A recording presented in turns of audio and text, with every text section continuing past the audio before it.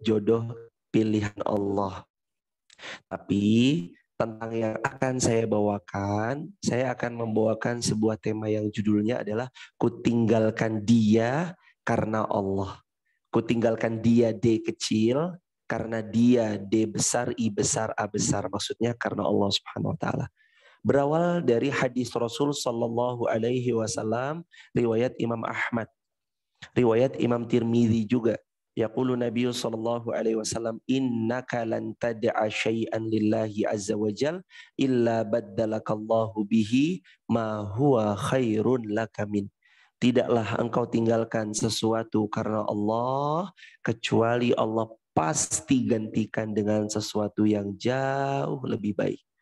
Teman-teman yang dirahmati Allah, meninggalkan sesuatu karena Allah, Allah ganti dengan sesuatu yang jauh lebih baik. Banyak di antara kita ketika kita bicara soal jodoh, kita bicara soal harapan-harapan kita yang membumbung tinggi. Duh, nanti kalau nikah pengennya sama yang soleh, yang laki-laki pengennya sama yang solihah, syukur-syukur hafal Quran 30 juz, syukur-syukur hafal hadis sahih Bukhari, Muslim, Abu Dawud, Tirmidzi, Nasai, Ibnu Majah, syukur-syukur nanti dia cantik jelita, tinggi semampai, syukur-syukur nanti dia nggak malu-maluin kalau diajak kondangan. Terlebih lagi syukur-syukur nanti kalau dia banyak hartanya, itu sangat lebih membantu saya untuk dalam berkehidupan dan menjalani apa yang saya inginkan. Syukur-syukur lagi dia anak tunggal, orang tuanya umurnya 99 tahun, yang kalau orang tuanya meninggal semua warisannya akan sampai sama dia. Ya Allah. Kita kadang bicara jodoh, kita bicara ekspektasi kita tentang jodoh kita. Sebenarnya boleh nggak sih berekspektasi tentang jodoh kita, bahwa jodoh kita adalah laki-laki soleh yang perfect luar dalam, lahir batin, dunia akhirat? Boleh. Jawabannya boleh. Nggak apa-apa. Ingin jodoh yang terbaik dari yang terbaik, boleh. Tapi yang harus teman-teman tanya, apakah nanti dia, kalaupun ada laki-laki dan perempuan kayak gitu, mau nggak dia kira-kira sama kita? Bersedia nggak dia jadi pasangan hidup buat kita? Bersedia nggak dia tinggal menua bersama kita? Itu kan jadi pertanyaan. Bukan tentang tingginya ekspektasi, tapi tentang apakah kita pantas meraih sesuai yang kita ekspektasikan. Teman-teman dirahmati Allah, kutinggalkan dia karena Allah. Hari ini anak-anak muda terutama gak bohong, pasti merasakan yang namanya virus merah jambu. Anak muda pasti pernah merasakan yang namanya jatuh cinta. Anak muda pasti pernah merasakan yang namanya suka sama seseorang. Tahu-tahu hati berdebar-debar. Malam yang saat kita jatuh cinta adalah malam yang paling indah di antara sekian banyak malam yang sudah pernah kita lalui. Pernah ngerasain kayak gitu? Pernah. Apa selanjutnya yang kita lakukan? Ini teman-teman, kutinggalkan dia karena Allah. Yang pertama banget. Ketika jatuh cinta, kita harus tahu kepada siapa kita mengadu. Nomor satu, ketika kita jatuh cinta, hubungi Allah. Ketika jatuh cinta, hubungi Allah. Tulis di kolom komentar ya teman-teman, besar-besar di caps lock. Ketika jatuh cinta, hubungi Allah. Jangan dulu hubungi dia, jangan dulu minta nomor WhatsApp-nya, jangan dulu DM dia, jangan dulu pokoknya hubungi Allah dulu. Iyyaka na'budu wa iyyaka nasta'in. Ketika ada sesuatu, hubungi Allah.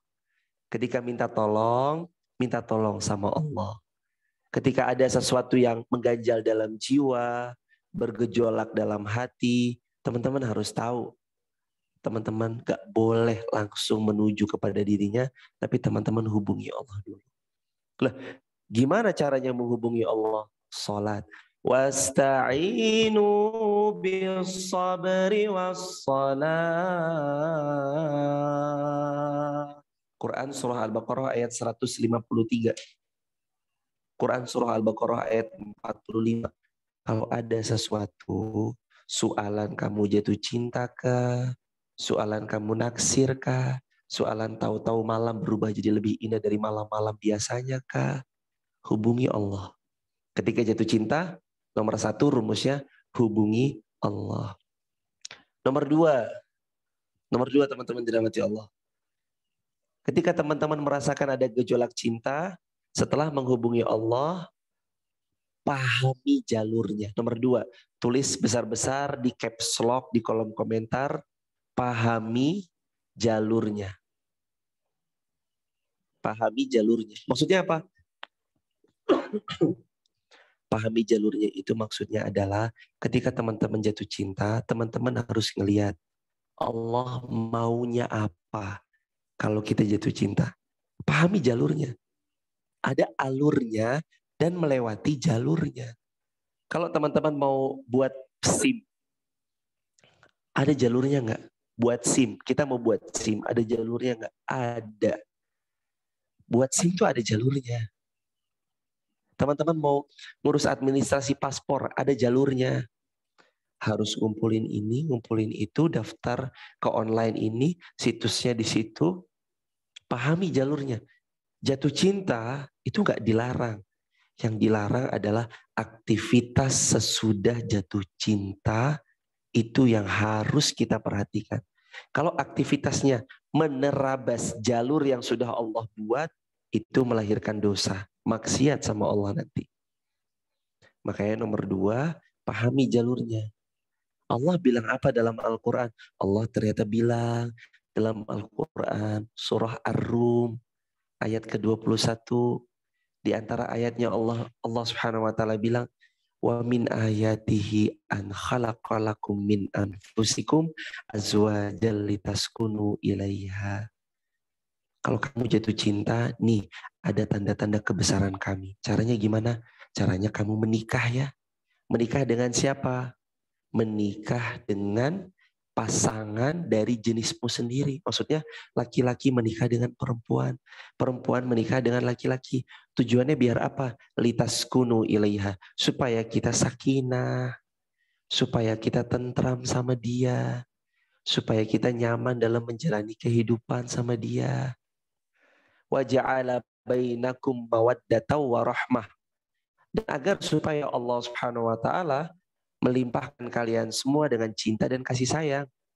Mawaddah warahmah. Muncul cinta, kasih sayang. Setelah apa? Setelah kalian memahami jalurnya dan kalian berada di jalur yang Allah Subhanahu wa taala inginkan. Maka teman-teman, kalau hari ini teman-teman berada pada jalur yang salah, teman-teman ada pada jalur yang syaitan sukai, teman-teman berada pada jalur yang syaitan senangi, pada hubungan yang tidak diakui negara, pada hubungan yang tidak dapat pengakuan daripada agama, nggak diakui negara, nggak diakui agama, alias hubungan nggak jelas itu, pacaran lah namanya. Dan yang setipe dengan hal tersebut, sudahi segera. Chat segera sekarang juga. Kuputus kau dengan bismillah. Ya Allah. Selesaiin. Jangan berlama-lama di atas perbuatan dosa. Hubungan tanpa status ya Ustadz? Iya, hubungan tanpa status. Jangan. Ngapain? Berlama-lama di atas hubungan yang Allah nggak ridho di atas hubungan itu. Yang ada bertambah dosa, murka Allah datang, hidup kita nggak tenang. Makanya kan tema kita, tinggalkan dia karena Allah. Tinggalin karena Allah. Kalau dia membuat kita semakin dekat dengan Allah, harusnya dia mengerti jalurnya. Jalurnya hanya bisa ditempuh oleh pernikahan. Kata Rasulullah SAW, lam ara lil mutahabbaini mislun nikah. Aku belum pernah melihat ada obat paling mujarab untuk dua orang yang saling mencintai, mislun nikah, kecuali obat itu bernama pernikahan.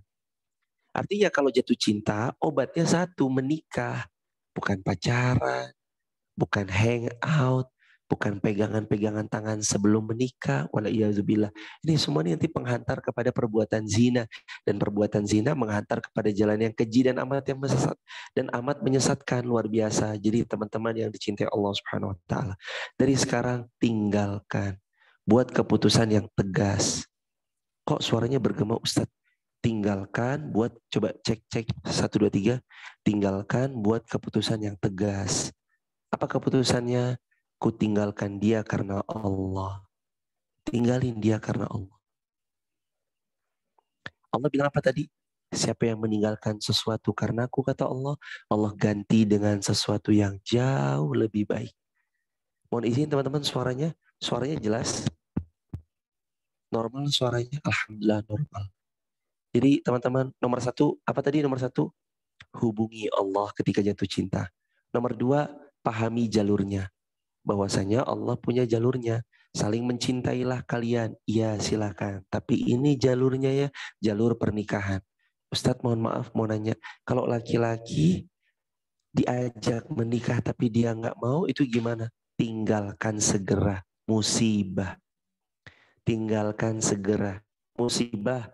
Kalau teman-teman mendapati seorang laki-laki yang hanya mau main-main aja, digantung nggak jelas.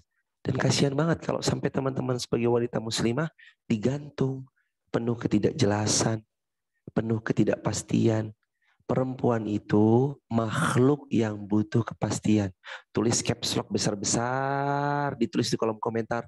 Wanita atau perempuan adalah makhluk yang butuh kepastian.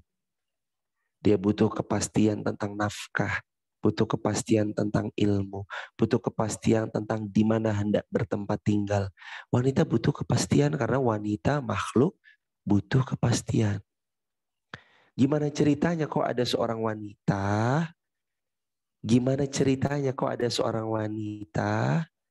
Dia malah bermain-main di atas ketidakpastian. Maksudnya adalah dia bertemu dengan laki-laki yang nggak bisa dipegang omongannya. Dia bertemu dengan laki-laki yang nggak komitmen dengan ucapannya. Katanya, mau nikahin kapan? Iya nanti. Nanti kapan? Kalau udah lulus. Ternyata udah lulus, nanti kapan? Nanti kalau udah dapat kerjaan. Udah dapat kerjaan, nanti kapan? Nanti kalau udah beli rumah sendiri. Udah punya rumah sendiri, nanti kapan? Nanti kalau udah punya mobil. Duh. Menikah itu teman-teman, tidak harus punya rumah dulu. Tidak harus punya mobil dulu. Kalaupun punya, itu rezeki yang Allah berikan.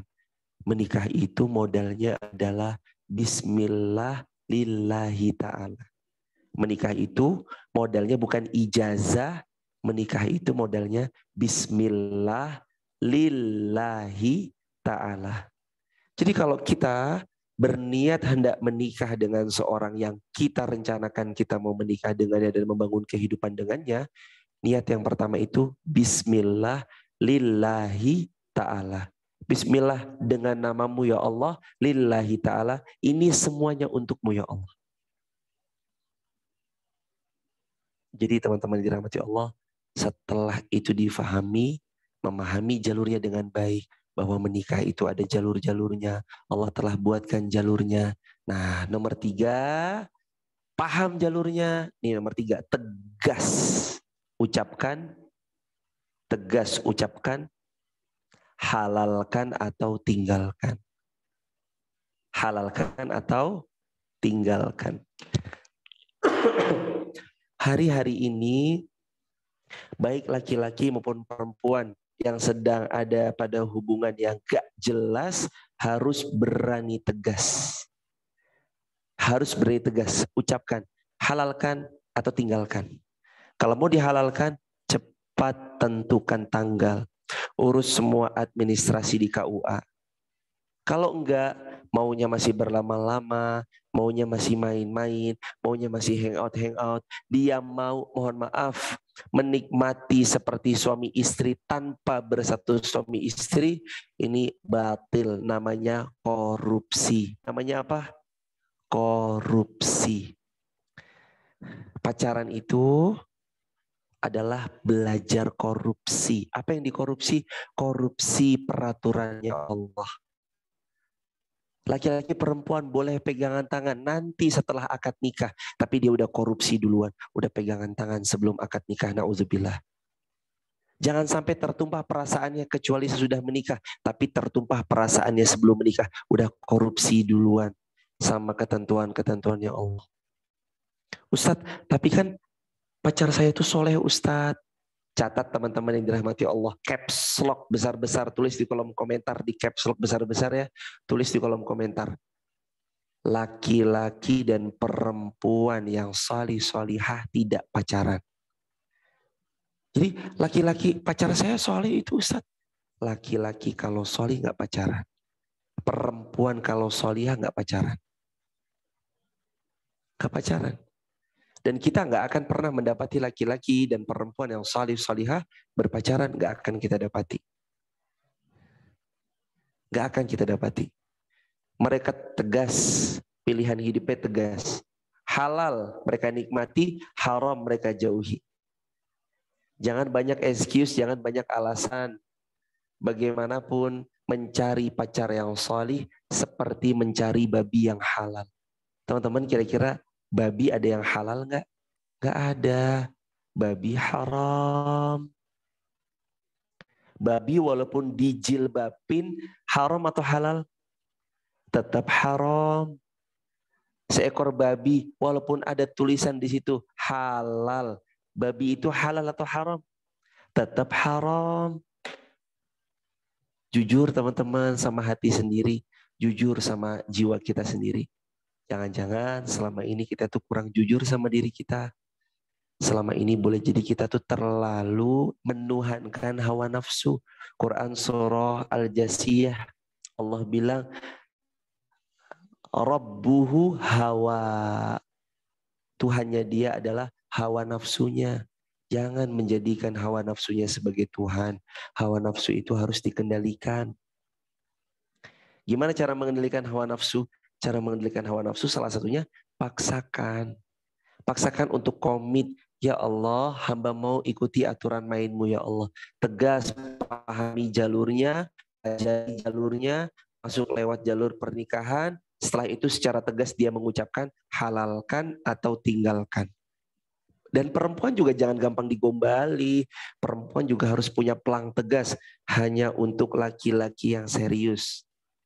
Jadi nanti laki-laki yang nggak serius mundur, jauh-jauh deh. Kalau laki-laki serius dia akan datang menemui wali kita, melamar kita, memintanya dengan baik-baik, menentukan tanggal, mengurus administrasi KUA, menikah. Pacarannya kapan Ustadz? Sesudah menikah.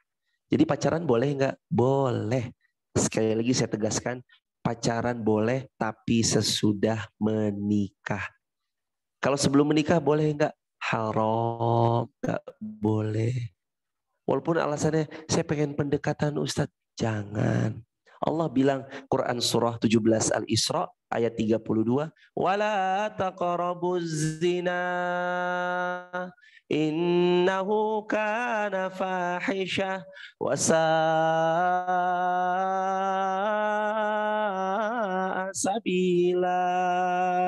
Jangan dekati zina ya. Mendekatinya aja nggak boleh. Mendekati zina, baru jalan mendekati zina. Mendekatinya aja nggak boleh. Apalagi sampai berzina. Apalagi sampai nanti jangan. Wahai wanita muslimah, kalau sampai terenggut kehormatan Anda, yang repot tuh perempuan. Kalau sampai terenggut kehormatan Anda, yang hancur itu perempuan. Yang malu itu perempuan. Laki-laki malu tapi sebentar. Yang paling besar kerugian itu perempuan. Kalau hamil trimester pertama muntah-muntah, yang puyeng hidupnya siapa? Perempuan. Ketika nanti dia hamil udah agak besar, ini luar biasa harus ini tidur nggak nyaman. Yang nggak nyaman tidur siapa? Perempuan. Ketika melahirkan bertaruh nyawa yang repot siapa? Perempuan. Setelah melahirkan qadarullah ma syaa fa'al harus bergadang. Yang repot siapa? Bangun pagi-pagi, menyusui, ganti pempes, ganti popok. Yang repot perempuan. Laki-laki pergi tanpa bekas. Makanya saya ada video di TikTok saya. Saya kemarin buat video di TikTok 5 ya. Perempuan kalau sudah terenggut kehormatannya, hamil dia ada anak hasil zina 5. Apa aja 5-nya itu? Yang pertama, nggak boleh nasab kepada bapak biologis. Yang kedua, nasabnya kepada ibunya. Yang ketiga, tidak saling mewarisi satu sama lain. Yang keempat, dia tidak boleh dinikahi oleh bapak biologisnya. Yang kelima, anak hasil zina tidak wajib dinafkahi oleh ayah biologisnya. Tidak wajib, bukan berarti nggak boleh. Tidak wajib itu bukan berarti nggak boleh. Maksudnya tidak wajib apa Ustadz? Maksudnya saking meruginya perempuan, bahkan perempuan pun gak berhak nuntut nafkah. Karena dia telah hamil di luar daripada pernikahan yang sah. Waliyadzubillah. Maka teman-teman, tinggalkan dia karena Allah. Kalau jodoh gak akan kemana. Tinggalkan dia karena Allah. Kalau memang rezeki dia akan kembali. Kalau memang dia jodoh Anda, dia akan pulang sebagaimana seorang anak pulang ke rumah orang tuanya. Tinggalkan. Innaka kata Rasulullah.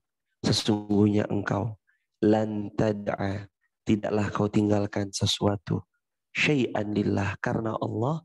Illa kecuali baddalakallahu bihi ma huwa khairun lakamin. Allah ganti dengan sesuatu yang lebih baik. Sekarang yang pacaran segera putuskan untuk tinggalkan atau halalkan. Kalau memang masih jauh, fokus karir. Kalau memang masih sekolah, fokus sekolah. Kalau memang masih harus berbakti pada orang tua, bakti dulu sama orang tua. Habiskan waktu sebagai anak muda dengan mimpi besarnya, cita-cita besarnya, usaha terbaiknya, lalu kembalikan semua sama Allah. Kalau Anda hebat, Allah datangkan jodoh yang menghebatkan Anda. Insya Allah. Jodoh kita sudah Allah siapkan. Quran surah An-Naba ayat yang ke-8. Wa khalaqnakum azwaja. Allah ciptakan kita berpasang-pasangan, maka setiap kita itu ada jodohnya. Tapi yang jadi pertanyaan, jodohnya di dunia atau di akhirat? Karena boleh jadi maut datang lebih cepat dari yang kita duga. Barakallahu fikum. Semoga 30 menit yang sederhana ini merubah mindset kita tentang 3 hal. Kutinggalkan dia karena Allah. 1, ketika jatuh cinta, hubungi Allah. 2, ketika jatuh cinta, pahami alurnya, jalani jalurnya. Ketika jatuh cinta yang ketiga, harus tegas mengucapkan halalkan atau tinggalkan. Jangan berceceran, berserakan hati kita di mana-mana seperti sampah. Cukupkan hati kita tambatkan kepada Allah Subhanahu wa taala. Ketika jatuh cinta, kita gelar sajadah, kita bilang sama Allah Subhanahu wa taala tentang hal tersebut. Barakallahu fikum, sudah jam 20.20 sesuai dengan yang dijadwalkan. Saya kembalikan kepada moderator. Silakan Mbak Lia. Fadhol Mbak Lia. Masya Allah. Barakallah. Jazakillah khair Ustadz Irfan atas pemaparannya yang sangat luar biasa gitu ya. Jadi semangat insya Allah teman-teman untuk mempersiapkan diri, memantaskan dirinya untuk menjemput jodoh terbaiknya gitu ya. Tentunya sesuai dengan kaidah dan aturan yang disyaratkan oleh agama kita, begitu ya Ustadz. Jangan sampai benar Mbak Lia, Masya Allah, tabarakallah. Jangan sampai menyalahi aturan gitu. Nah, mungkin untuk sesi pertanyaan nanti kita satukan di akhir sesi gitu ya, rekan-rekan sekalian, gitu. Atau bagaimana? Dari teman-teman panitia mungkin, apakah pertanyaannya bisa kita mulai di sekarang atau sekalian sekarang nggak apa-apa Mbak. Okay. Jadi biar juga mungkin Allah nanti setelah ini ada materi lagi, biar fokus ke materi berikutnya bersama gurunda kita. Semoga Allah memuliakan beliau, begitu nggak apa-apa. Begitu, silakan Mbak Lia. Ahlan. Iya, boleh. Baik. Untuk sesi bisa kita buka ya. Untuk termin pertama saya buka untuk 2 penanya terlebih dahulu. Oke. Boleh open mic atau kalau tidak langsung chat di kolom chat, nanti saya bacakan. Sepertinya ini sudah masuk sudah masuk 2 pertanyaan. Ditahan dulu ya teman-teman. Masya Allah. Sepertinya peserta ini sangat antusias gitu Ustaz. Jadi sudah masuk 2 pertanyaan. Yang pertama, Ustadz, bagaimana hukumnya jika waktu pacaran sudah bermaksiat, namun akhirnya tetap menikah? Gitu. Jazakumullah asal jaza. Semoga Allah memuliakan yang bertanya sekeluarga besarnya dan seluruh kaum muslimin. Gimana kalau diawali dengan pacaran, namun pada akhirnya menikah? Jawabannya, Kalau sudah pernah kita berbuat keliru, Allah bilang di Quran surah 66 At-Tahrim ayat yang ke-8, ya ayyuhalladzina amanu tubu ilallahi taubatan nasuha. Wahai orang-orang beriman, bertobat kepada Allah taubatan nasuha. Bertobatlah kepada Allah dengan taubatan nasuha. Jadi kalau pertanyaannya adalah gimana kalau dulunya pacaran tapi ujungnya juga menikah? Bertobat kepada Allah atas dosa pacaran yang dulu telah pernah dimulainya. Selanjutnya berdua setelah menikah sama-sama perbaiki diri, perbanyak ilmu syar'i, belajar tentang bagaimana menjadi suami ideal, istri yang ideal, ayah yang ideal, ibunda yang ideal. Nanti berikutnya semoga Allah menghapus kesalahan kita di masa lalu. Dan yang terakhir, setelah menikah, hendaknya dia memutus mata rantai keburukan itu. Dulu saya pernah berpacaran, anak saya besok jangan sampai menyentuh ke ranah situ. Cukup saya putus mata rantai keburukan itu, cukup sampai di kita. Jangan dilanjutkan untuk anak kita. Jangan mata rantai keburukan itu diteruskan lagi sama generasi-generasi kita berikutnya. Jangan. Cukup sampai di kita, generasi kita harus lebih baik daripada diri kita. Barakallahu fikum. Begitu Mbak Lia. Silakan. Baik, terima kasih Ustadz atas jawabannya. Gitu, insya Allah bisa diterima dengan baik ya. Tadi yang bertanya dengan Mbak, mohon maaf, maksudnya dengan beliau Mas Ardi Kusuma itu. Nah, kemudian ada pertanyaan masuk lagi nih Ustadz, saya izin bacakan. Assalamualaikum warahmatullahi wabarakatuh. Saya Putri Rahmawati mau bertanya. Nah, ketika ada cowok yang berniat menghalalkan, akan tetapi kita jauh beda kota gitu ya, wah LDR. Apakah kita harus menunggu dia? Apa kita tinggalkan?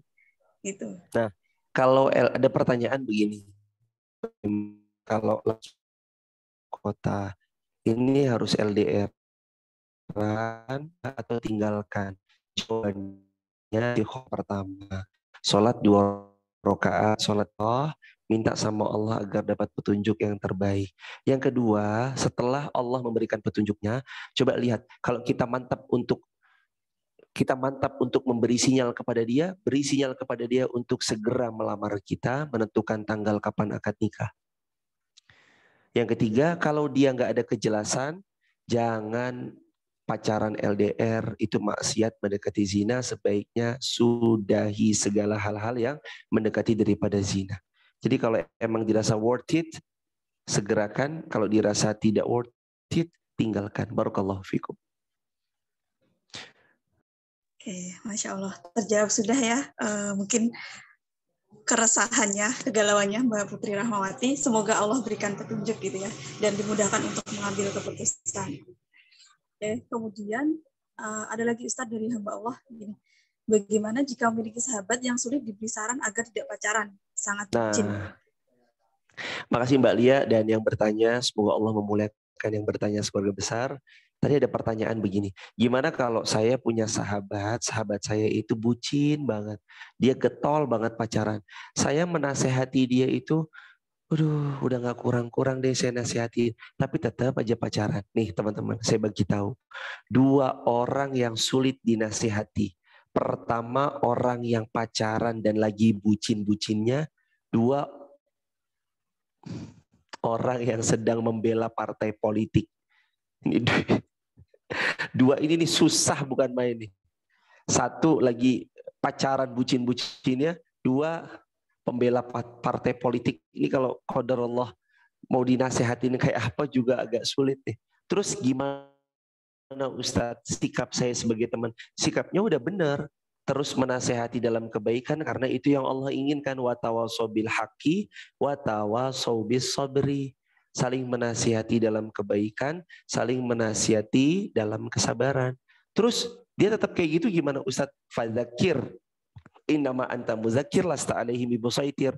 Tugasmu cuma ngasih tahu, jangan paksain kehendak. Kita nggak boleh memaksakan kehendak. Kalau dia mau, alhamdulillah. Dia nggak mau, ya sudah. Yang penting saya sudah menasihati. Dan yang ketiga, jangan bosen. Terus aja nasihati. Pacaran terus, haram loh, kueki gitu. Terus nasihatin.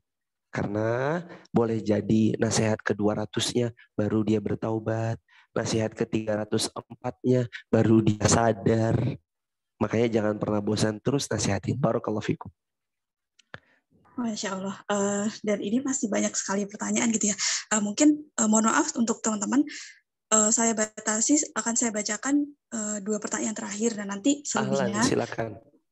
kita sambung lagi gitu ya. Panggil Ustadz ya. Ahlan, iya. Mbak, Oke. oh iya, mohon Ya. maaf, tapi sepertinya qadarullah saya nggak bisa ikut sampai akhir sesi Oh begitu. karena Ya. harus pulang ke Desa Garung. Ini saya Oh lagi di Masya tempat Allah. yang berbeda, jadi Iya. begitu, agak jauh pulangnya. Jadi mohon izin Baik. sepertinya duluan ya Mbak. Oh iya, ya. Siap Ustadz. Begitu, ya Mungkin ahlan. ya. Gitu ya teman-teman, mohon maaf untuk pertanyaan belum jawab. Mungkin nanti bisa mungkin kita bisa sharing gitu ya dengan Ustadz mungkin di lain waktu gitu atau di luar forum Insya ini untuk Allah, minta insya Allah, saran insya pertimbangan. Allah, insya Nah, Allah. oke. Untuk satu pertanyaan terakhir gini. Assalamualaikum warahmatullahi wabarakatuh. Perkenalkan saya Arum. Waalaikumsalam. Alhamdulillah, insya Allah saya telah melaksanakan ta'aruf dan memutuskan untuk menikah muda di usia 20 tahun. Saya telah dikhitbah, namun belum memutuskan untuk menikah. Lalu jarak dari khitbah sampai dengan menikah itu baiknya berapa lama Ustadz? Barakallahu fikum.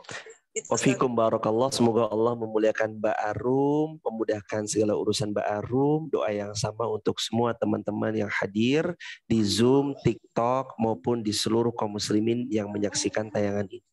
Berapa lama batas waktu antara khitbah dengan menikah? Tidak ada secara nas hadis atau dalil yang menyebutkan minimal sekian, tapi jumhur ulama bersepakat lebih cepat, lebih baik. Laki-laki lebih cepat, lebih baik. Perempuan pun juga lebih cepat, lebih baik. Begitu ya. Karena kita sama-sama mengetahui kadangkala ketika seseorang itu sudah ada sial-sial mau menikah, syaitan itu kan cerdas banget. Menggoda kitanya cerdas banget. Takut-takut terjadi fitnah-fitnah yang kemudian nanti terlalaikan daripada apa yang Allah telah ridhai hingga pada akhirnya mereka terjebak kepada fitnah yang syaitan senangi. Na'udzubillahi min dzalik. Jadi nggak ada batasan waktu, tapi ulama mengatakan segera itu lebih baik. Barakallahu fikum. Semoga Allah memudahkan Mbak Arum dan mbak-mbak yang lain atau mas-mas yang lain yang mau menikah, mudah-mudahan dimudahin sama Allah Azza wa Jalla. Barakallahu fikum. Amin, Masya Allah. Jazakallah khair Ustadz atas jawaban untuk Amin, pertanyaan-pertanyaannya. amin. Ya, begitu ya rekan-rekan sekalian. Mohon maaf ini karena keterbatasan gitu. Nanti insya Allah bisa kita sambung lagi gitu di lain kesempatan bisa kita share Ahlan, lagi. insya Gitu. Allah. Ya. Siap. Nah, Baik. Sekaligus Mbak Lia Anggita ya. dan semua teman-teman di Zoom, ada gurunda kami semua di sini, Ustadz, Kiai, para alim ulama, ceri pandai tokoh masyarakat. Jazakumullah khairan jaza, sudah senantiasa membersamai menit demi menit berlalu, kita penuh dengan belajar bersama. Semoga Allah ridho dengan ilmu ini, Allah menjadikan setiap kita jadi hamba yang dekat dan taat pada semua aturan Allah. Mudah-mudahan Allah jadikan sahabat-sahabat yang belum menikah tahun ini segera menikah dengan pasangan solih-solihah, yang sudah menikah semakin sakinah mawaddah warahmah, putra-putri yang solih-solihah. Assalamualaikum, saya Irfan dari Wonosobo. Mohon izin sekalian pamit ya Mbak Lia. Salam Ya, takzim baik, buat teman-teman di Jogja. Semoga sehat, lancar, berkah selalu. Amin. Mohon izin live grup duluan karena rumah kami agak jauh. Kami lagi di ini tempat yang berbeda gitu ya. Assalamualaikum warahmatullahi wabarakatuh. Subhanakallah bihamdika asyhadu an la ilaha illa anta astaghfiruka wa atubu ilaik. Pamitan dulu Mbak. Assalamualaikum. Ya baik Ustaz. Waalaikumsalam warahmatullahi wabarakatuh. Sehat-sehat semua, Masya Allah. Alhamdulillahirabbil alamin. Kita sudah melewati sesi yang pertama gitu ya rekan-rekan sekalian. Nah, sebelum kita beranjak ke sesi yang kedua dengan pemateri yang berikutnya, izinkan saya untuk menyampaikan sedikit informasi gitu. Informasi insya Allah nggak panjang gitu ya. Kita ini kan bentar lagi insya Allah kita ini ya. Oke, nah insya Allah kita kan sebentar lagi akan menyambut bulan suci Ramadan ya. Kalau tidak salah sudah menginjak Hamin berapa ya? 40 atau 41 gitu. Mungkin rekan-rekan bisa koreksi. Nah, dari kami PPPA Darul Quran Yogyakarta gitu ya. Kita ada program yang namanya Nabung Berkah Ramadan gitu. Nah, kira-kira apa sih program ini gitu. Dan insya Allah teman-teman bisa ikut berkontribusi di sini gitu ya, bersama kita semua. Nah, sedikit informasi bahwa program Nabung Berkah Ramadan ini adalah program yang dibuat oleh PPPA Darul Quran Yogyakarta, dan ini mengajak seluruh rekan-rekan sahabat daku untuk memperbanyak berbagi di bulan Ramadan. Harapannya adalah meraih keberkahan dan ridho Allah Subhanahu wa taala. Seperti itu ya. Nah, sasarannya untuk program ini adalah para santri penghafal Al-Quran. Nah, selain itu, juga nanti untuk para kaum duafa, fakir miskin yang tersebar di area Yogyakarta dan sekitarnya. Nah, ada 3 program yang ada dalam Nabung Berkah Ramadan. Yang pertama itu berbagi buka puasa bersama warga kampung Quran dan santri penghafal Al-Quran. Yang kedua, berbagi senyum lebaran untuk guru penghafal Al-Quran. Dan yang ketiga adalah berbagi mushaf Al-Quran. Gitu. Nah, untuk rekan-rekan sekalian yang di sini sangat bisa ikut berkontribusi gitu ya, untuk ikut berbagi itu melalui program-program yang kami sediakan. Gitu. Nah, untuk informasi lebih lanjut gitu, mungkin nanti bisa menghubungi sosial media kami gitu ya lewat IG. Nah, di sini juga ada nomor informasi yang bisa teman-teman sekalian hubungi gitu. Ada WA-nya, kemudian ada nih mungkin bisa lewat link, klik bit.ly/nabung berkah Ramadan 2022. Nah, seperti itu. Nah, mungkin itu saja yang bisa saya sampaikan. Langsung kita lanjut ke materi yang berikutnya gitu ya, yang sudah hadir di tengah-tengah kita. Izinnya saya untuk menyapa Ustadz Hendy. Assalamualaikum Ustadz. Waalaikumsalam warahmatullahi wabarakatuh. Insyaallah. Bagaimana kabarnya Ustadz? Alhamdulillah sehat. Alhamdulillah. Sudah siap nggak Ustadz untuk langsung mengisi? Iya, nanti untuk materi Ya. saya admin ya. Oh ya, baik. Dan saya co-host, nanti biar apa yang bisa saya share di sini. Ya, bisa dibantu panitia untuk Ustadz ini dijadikan co-host. Saya coba cek dulu. Oke. Iya Ustadz.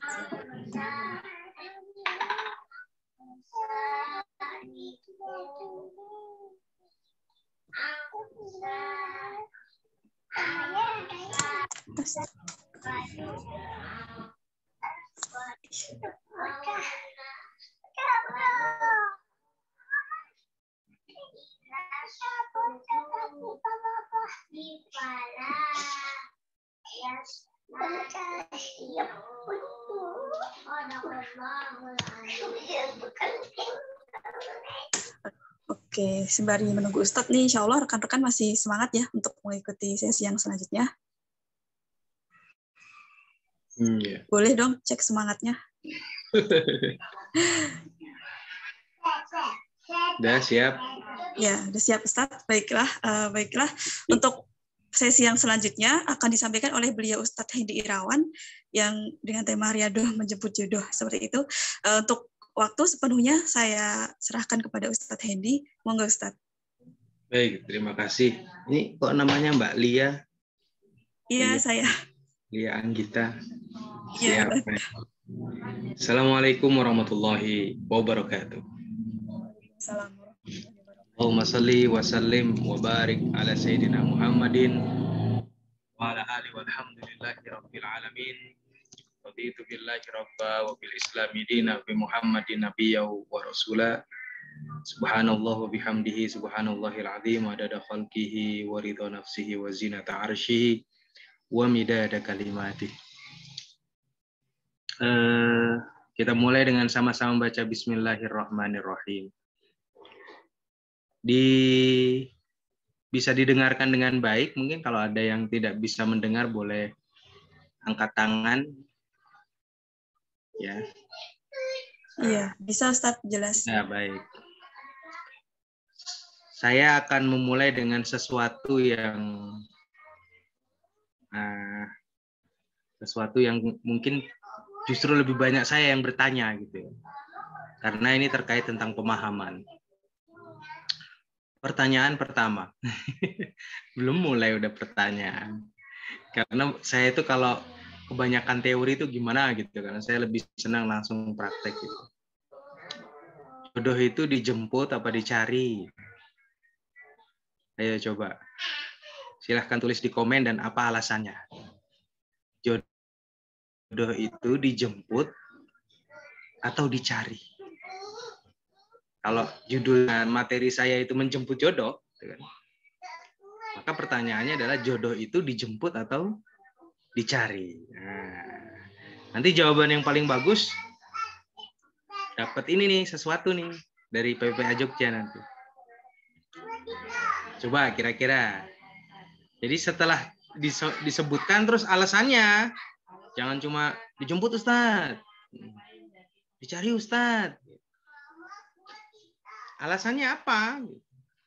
Harus jelas. Ya. Jadi misalnya jodoh itu dijemput. Karena tek. Jodoh itu dicari karena tek. Ada istilah kan, kalau emang jodoh nggak akan kemana, betul tidak? Betul, Ustaz. Iya, tapi kalau nggak kemana-mana ada nggak jodohnya? Nggak ada. Hah? Udahlah, kalau udah jodoh nggak akan kemana gitu. Ya coba aja nggak kemana-mana. Coba aja nggak kemana-mana gitu. Nah, jodoh itu dicari dan dijemput. Nah, ini jawabannya. Nah, itu bagus tuh. Dicari kemudian dijemput. Nah, gitu.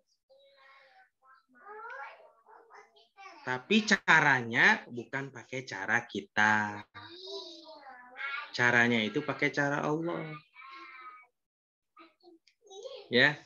Dicari dengan memantaskan diri di hadapan Allah. Ya. Dicari dengan memantaskan diri di hadapan Allah, lalu dijemput dengan memberikan pertolongan kepada makhluk Allah. Gitu tuh. Jadi asli ini nggak ngomongin cari ala kita gitu, nggak ada, nggak ngebahas itu saya. Murni kalau kami ini di Darul Quran bicaranya cuma riadoh aja. Ya. Bicaranya cuma riadoh. Jadi dicari dengan memantaskan diri. Caranya bagaimana? Nah, kita mulai masuk nih materinya.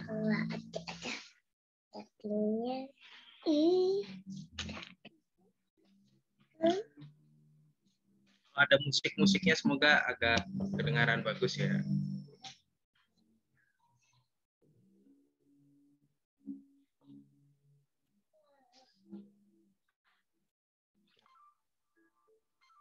Bisa dikecilin nanti nggak apa-apa, coba.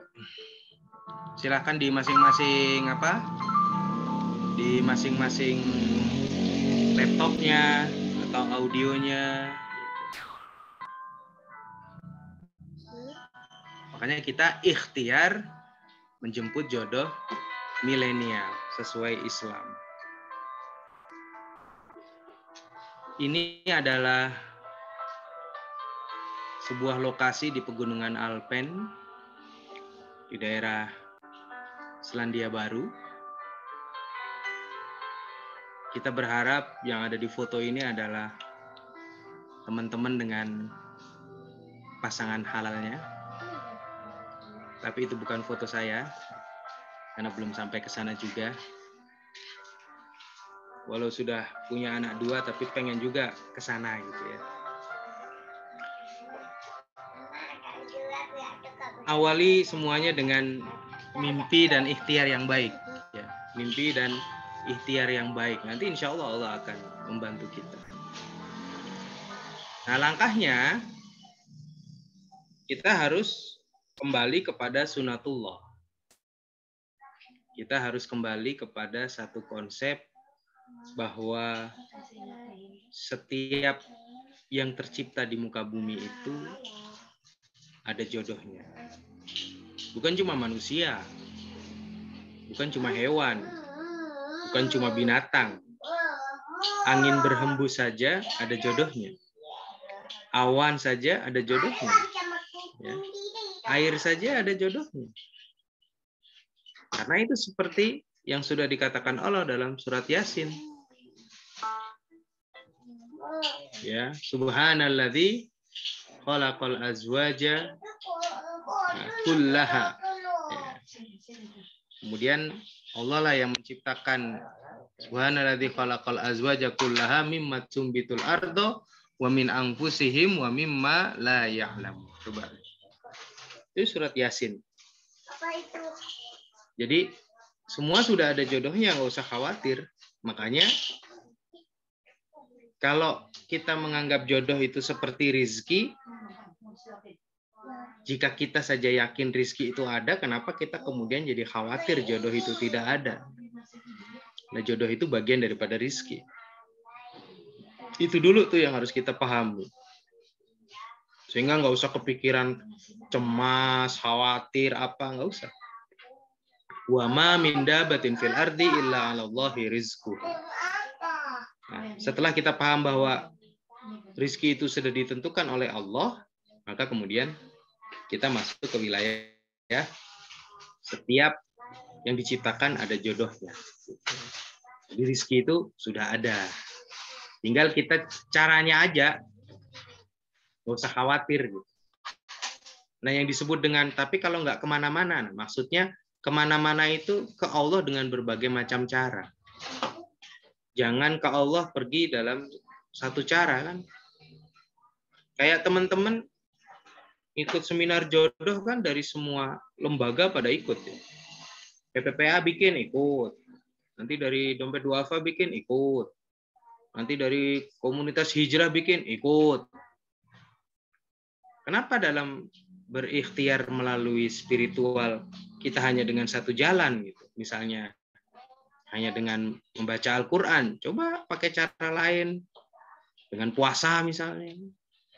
Jadi ketika kita ngikuti banyak acara di banyak tempat, diimbangi dengan banyak amalan sunnah sebagai jalan wasilah kita untuk sampai kepada tujuan kita. Lakukan itu. Karena kita tidak tahu dari arah mana dikabulkan.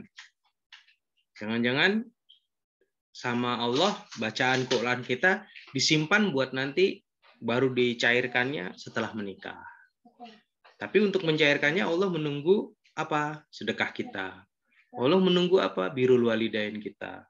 Allah menunggu apa? Keikhlasan kita mengajar misalnya. Allah menunggu apa? Sholawat kita sampai 10.000. Jangan-jangan itu yang ditunggu Allah. Karena Allah punya kuasa untuk, udahlah nih saya tunggu nih sampai dia ketemu ilmunya di sini, kemudian dia baca itu, aku kabulin. Nah, bisa. Allah bisa banget seperti itu. Makanya kan, sebagaimana kita ke sana kemari, ikut sana, ikut sini, ikut sana, ikut sini, ya kita harus mencari jalannya juga banyak. Kenapa sih Ustaz harus mencari jalan? Iya, lagi-lagi itu tadi. Kita tidak tahu dari arah mana doa itu dikabulkan. Nah, silakan tuh buka surat Al-Ankabut ya, ayat terakhir. Walladzina jahadu fina lanahdiyannahum subulana wa innallaha lama'al muhsinin, ya kan? Jadi ketika di surat Al-Ankabut itu kan disebutkan dan orang-orang yang berjuang untuk sampai ke jalan kami, maka niscaya akan kami kasih itu jalan. Lanahdiyannahum subulana.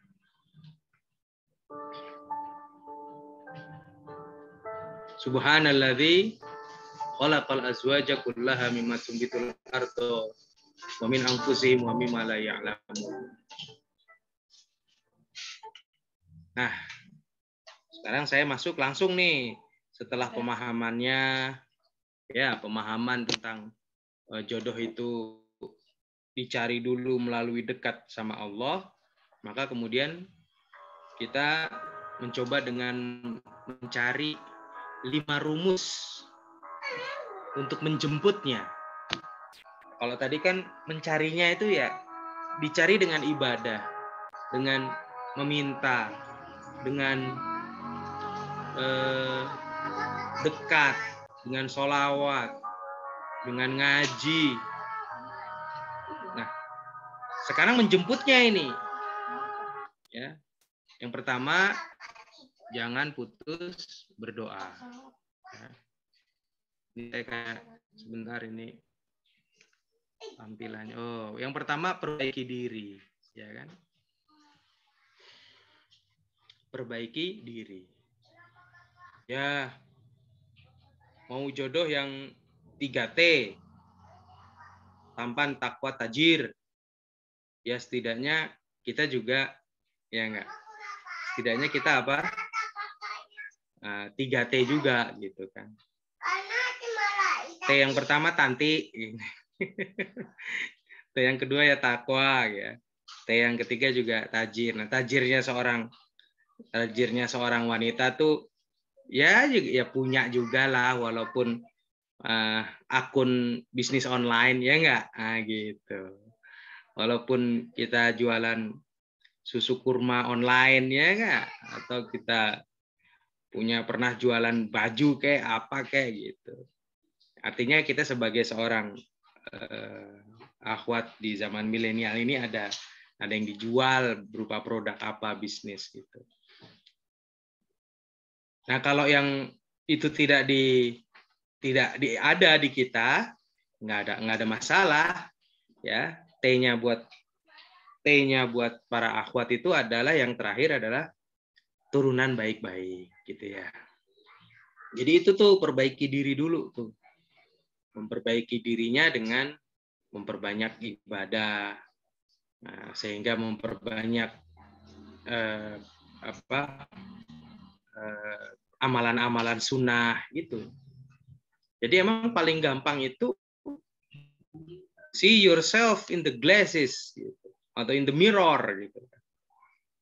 Ya, sekali-kali kita ngelihat ke mirror gitu, aku maunya yang begini-begini, lalu lihat mirror gitu kan.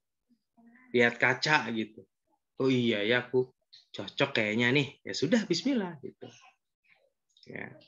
Lalu kemudian jangan putus berdoa. Ini kekuatan nih berdoa nih, jangan sampai enggak. Nah, berdoanya itu jangan asal berdoa saja gitu. Tapi sebelum berdoa itu apa yang sudah kita persembahkan dari amal kita. Ya. Seorang sufi itu kan sebelum meminta itu dia mencoba, ini amal saya udah cukup belum buat saya minta. Itu tuh orang sufi itu seperti itu. Sufi itu seperti itu. Cerita Rabi'ah Adawiyah kan sampai seperti itu. Nah, teman-teman kan mau jadi Rabi'ah Adawiyah yang apa nih? Rabi'ah Adawiyah itu ada 2 ya. Ada Rabi'ah Adawiyah yang menikah, ada Rabi'ah Adawiyah yang tidak menikah. Nah, itu macam-macam tuh harus dipelajari itu. Spiritnya seperti itu. Sosok-sosok itu, ya kan? Jadi jangan putus berdoa. Berdoa yang diawali dengan zikir, berdoa yang diawali dengan amalan-amalan, ya. Berdoa yang dijaga dengan sholatnya, berdoa yang dijaga dengan baca Al-Quran, gitu. Lalu kemudian yang ketiga, kriteria yang syar'i. Ya, Mas Mu'jamian ya. Kriteria yang syar'i. Jadi kriteria itu ya harus baik. Ya. Kriteria itu harus baik. Ya enggak? Rizki dan pekerjaan kan sama derajatnya dengan jodoh tuh. Kalau kita bisa menolak tawaran pekerjaan yang kurang baik, kenapa kita tidak tidak bisa menolak jodoh yang kurang baik? Tolak aja. Kan ada ukurannya menolak. Kalau dia tidak baik secara agama dan akhlak. Udah itu aja. Ya itu. Nah, jadi kriteria yang syar'i itu di apa? Kriteria yang syar'i itu adalah ketika calon suami atau istri kita, saya nggak tahu nih ada teman-teman ikhwan nggak nih yang ikut. Ketika calon suami atau istri kita itu ya mengedepankan agamanya terlebih dahulu. Itu. Ya. Terus boleh nggak Ustadz saya minta yang begini, yang begini? Ya boleh. Siapa yang nggak boleh? Kembalikan ke yang tadi itu. Di awal dulu. Sebelum kita menentukan kriteria, Kan di atas, paling atas memperbaiki diri. Ya, pada akhirnya jodoh itu kan sendal kan, kanan dan kiri. Nggak jauh beda gitu. Jadi perbaiki diri. Nah, ketika kriteria yang syar'i itu sudah ada di kita, maka di setiap kriteria itu harus memiliki sudut apa? Sudut toleransi. Saya maunya A, B, C. Ya udah nggak dapat A, B, C, setidaknya A dan B dia ada. Oh ya udah nggak apa-apa gitu. Kalau kita punya 7 kriteria harus sesuai dengan 7-7-nya ya nggak boleh juga. Ya nggak akan nemu. Jadi harus ada sudut toleransinya gitu. Harus ada tuh. Maunya sesama Jawa misalnya. Ya udah kalau sesama Jawa kan ujung kulon sampai Banyuwangi itu Jawa tuh. Iya kan? Tiba-tiba ada yang datang orang ujung kulon itu Jawa itu. Nggak boleh di iniin gitu. Oh iya ya itu juga Jawa. Iya, Jakarta juga Jawa. Banyuwangi juga Jawa. Pelabuhan Ketapang Banyuwangi ujung tuh rumah di situ itu orang Jawa itu namanya. Pulau Jawa. Nah gitu tuh ya. Terus pekerjaannya halal. Taunya dia tukang bakso. Tukang bakso. Tapi punya 60 gerobak. Ayo. Rajin sholat. Ya. Jadi dia itu bosnya tukang bakso 60 gerobak. Rajin sholat. Semua yang jualan jalanin gerobaknya itu pasti dikasih bonus sama dia. Ayo. Ya, itu berarti harus diterima kayak gitu. Jangan kemudian masa sih dia penjual bakso, nggak bisa kayak gitu. Itulah ya yang makanya kembali kepada mengukur diri gitu. Ya. Kemudian yang selanjutnya meminta bantuan orang lain. Nah, meminta bantuan orang lain itu salah satunya lewat guru, lewat orang tua, ya, lewat orang yang sudah menikah itu lebih afdol daripada minta sama orang yang belum menikah. Makanya saya selalu tuh kalau ngedapetin konseling ribut persahabatan itu pasti gara-garanya minta tolong sama sahabat dicarikan, nggak akan beres. Itu dari 10 tuh yang benar-benar jadi itu paling 1. Yang lainnya pasti clash itu 2 sahabat. Ya, sama sahabat cariin, udah nggak akan ini. Jadi 1 dari 10 sahabat itu cuma 1 tuh yang sesama sahabatnya mencarikan terus selesai sampai ke pelaminan. Yang 9-nya itu clash di tengah jalan, pasti. Jadi kalau sama sahabat, mending nggak usah. Lebih baik sama siapa? Sama orang yang sudah menikah. Itu lebih aman. Ya, karena kalau udah sama sahabat ya kita tidak tahu. Ntar ujung-ujungnya kemana, ujung-ujungnya apa, ujungnya apa. Ya itulah gitu ya. Jadi meminta bantuan yang paling baik itu kepada orang yang sudah menikah, kepada orang yang sudah lebih tua, kepada guru yang sudah menikah juga, itu lebih afdol. Jadi sebagaimana amalan-amalan itu banyak afdoliyatnya, maka ini juga lebih afdol. Barulah kemudian memperluas pergaulan. Zaman sekarang kan memperluas pergaulan bukan yang ketemu sama orang. Udah ikut komunitas-komunitas aja itu yang banyak tuh.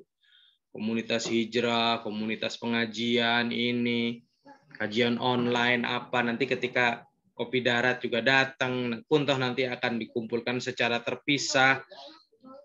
Gitu-gitu dibikin easy going ya. Nggak usah diniatin cari jodoh.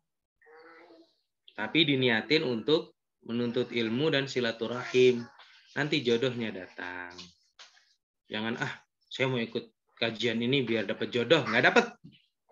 Nggak akan dapat. Kalau niatnya kayak gitu. Ya, dapat ilmunya aja, nggak dapat jodohnya. Tapi kalau niatnya karena Allah, ada aja jalannya. Sepele kan, urusannya cuma urusan niat kan.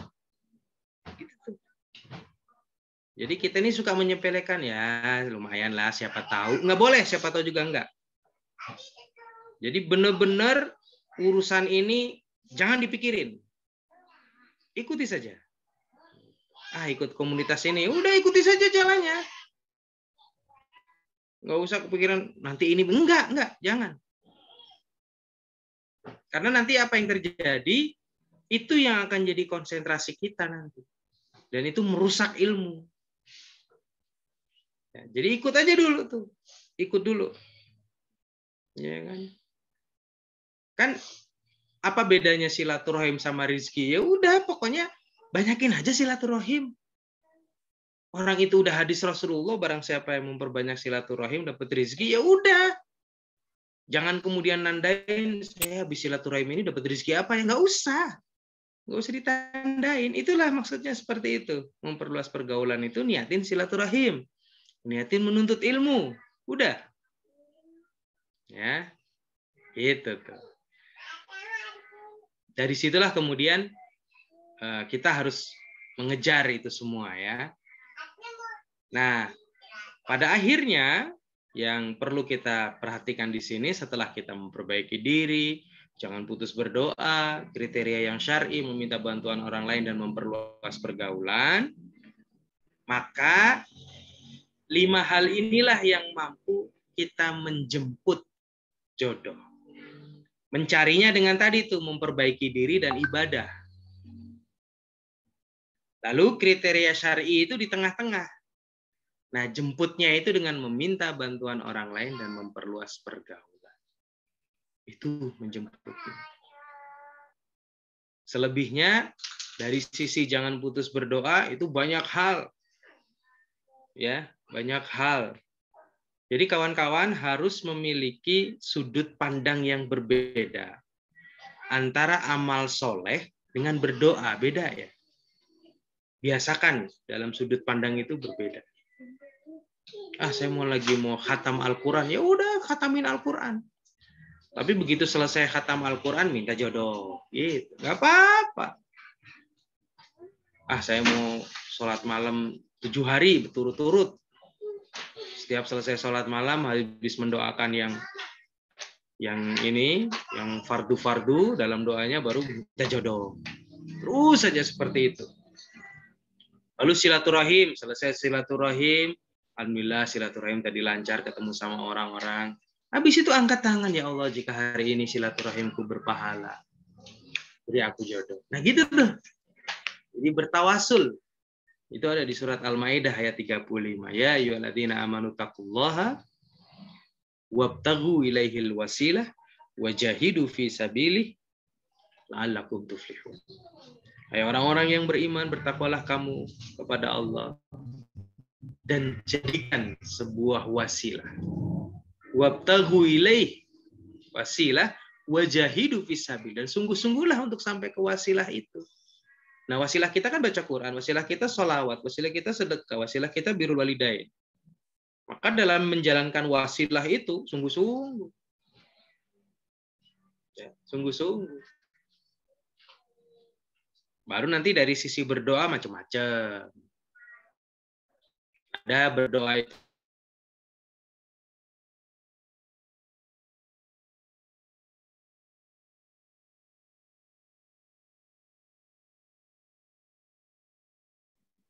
kita lakukan terus di waktu-waktu saja.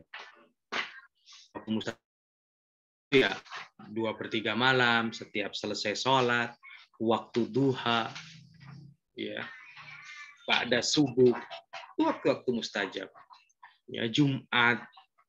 Nah itu gunakan terus untuk berdoa. Artinya Allah semakin sering kita meminta kepada Allah, Allah lah ya, Allah akan kasih. Nah gitu tuh menjemputnya tuh. Ya. Dan nggak usah khawatir. Nah, nanti pada sesi-sesi selanjutnya saya akan kasih materi-materi yang lain yang lebih mendekatkan kepada realita daripada apa yang kita impikan.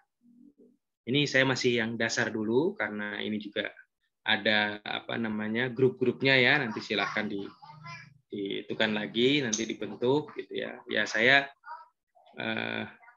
beberapa kali kedapatan dari orang-orang dulu-dulu yang pernah ikut seminar-seminar tuh 3 tahun yang lalu seminar, sekarang udah mulai pada ngasih undangan, ini ya itu jalannya kan, jalannya akhirnya kemudian sampai ketemu gitu. Jadi kawan-kawan nggak usah khawatir ya, nggak usah khawatir, tidak ada istilah yang kemudian ditakutkan dan lain sebagainya, nggak usah khawatir. Ya, kadang-kadang pada akhirnya ketegasan hati kita lah yang menjadikan jodoh itu kemudian terjadi. Ya tidak? Ketegasan hati kita yang menjadikan jodoh itu jadi. Karena wanita itu paling mudah diombang-ambing. Nah, setan masuk ke situ. Iya, udah. Setan tuh masuk ke situ. Padahal udah jelas-jelas kan? Surat Al-Baqarah ayat pertama udah nyinggung tentang keraguan. Keraguan.